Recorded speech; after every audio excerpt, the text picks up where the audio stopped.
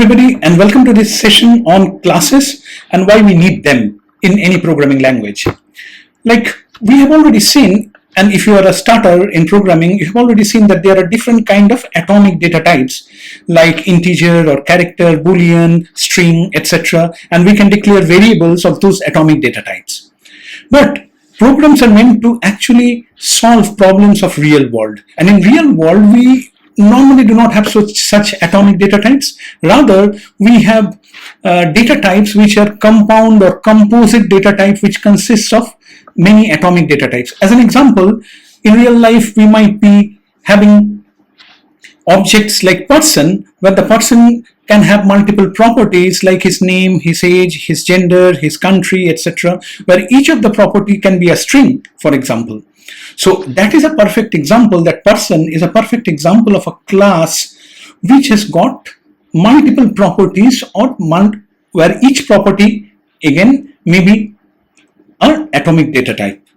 So not only a person, maybe we can think of a car, we can think of a house, and many other real life objects. So since these real life objects which we need to deal with our programs in the real world consists of multiple data types, hence comes the concept of classes or structures, which you can think of as an umbrella of multiple atomic data types, or basically as a group of multiple data types. And we can also create variables. Just like we can create variables for atomic data types, we can create variables for these composite data types. And these variables for the composite data types are known as objects.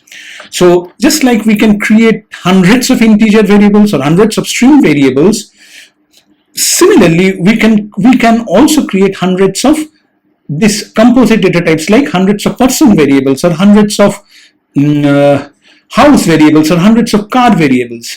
And just like every single integer variable represents can represent a different integer, every single person variable can actually represent a different person like you and me.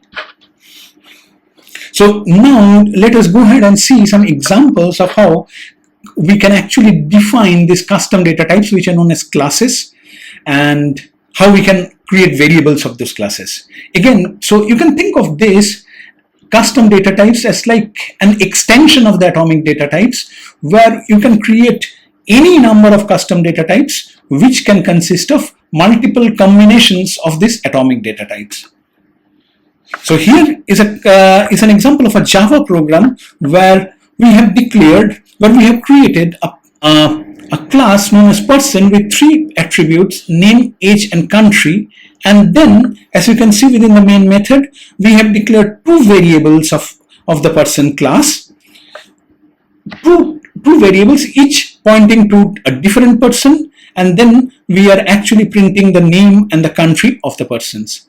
So if you look at the variable declaration of the person classes, then you will see that they are very similar to atomic variable declaration, like an integer variable declaration or a string variable declaration. Only there is a new operator on the right hand side, which means, so that new operator is basically a special operator for this class data type, for this composite data type, where we are saying to the JVM that we are creating a new instance, an object of that class. So basically a variable of that class. Now we will see the same example in JavaScript. It looks very similar to the previous example, only lesser code in JavaScript, and we are declaring the variables similarly with late, as we had seen that we declared atomic data types also with late in JavaScript, but also that new operator is here, just like in Java. In order to instantiate a class, we also need to use the new operator in JavaScript. So the lesson that we quickly learned here is this composite data type of classes are very similar to our atomic data types, and when we need to instantiate or when we need to create a variable for this composite data type, then we need to create them with a new keyword. And just like different integer variables can represent different integers, different person variables can actually represent different persons like Peter and Danny. Now we will see another example of a class which also has a custom method. So classes can not only have attributes or properties, we can define many methods there also. So I have just declared a method like nickname, and that, and the purpose of the method can be anything, but here just for demonstration purpose, I have actually returned the lowercase version of the name as the nickname of the person. So you can see that we have created two person objects, and then at the last line we are calling that nickname method on one object. We can of course call the nickname method on the other object as well, and we will see that the method is called and the lowercase version of the name is returned. And same in JavaScript code, very similar code again. Like we have also added a method to the class declaration, and we can call that method as we have called in the last line. Now, one quick thing which I want to mention here is what the new operator resembles. The new operator basically tells the Java or the JavaScript system that, hey, I'm now going to create a new object, which means a new instance of a custom data type, and please call the constructor of the custom data type. So constructor is basically a concept. It is made explicit in JavaScript and implicit in Java. It's basically, you can say, it is a factory, it's a method, or it's a factory to actually create that object from its attributes. Let us see a quick demo of the classes. Like this is the first Java class without the custom method, and this is the constructor that I was talking about. So here in these two lines we created the two objects, two person objects, by instantiating the person classes. Of course, each of the person object represents a different person, as you can see, and then I'm printing out the person object, then the name and the country. So let us go ahead and compile the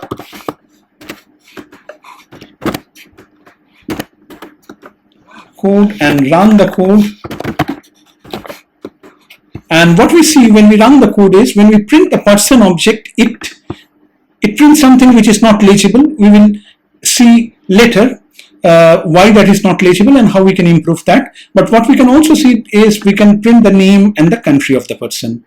Now let us see the other example where we also have a custom method in the class definition. So this is the nickname method which is there in the class definition, and at the end I also call this nickname method. So let us compile the program, and then we will run it.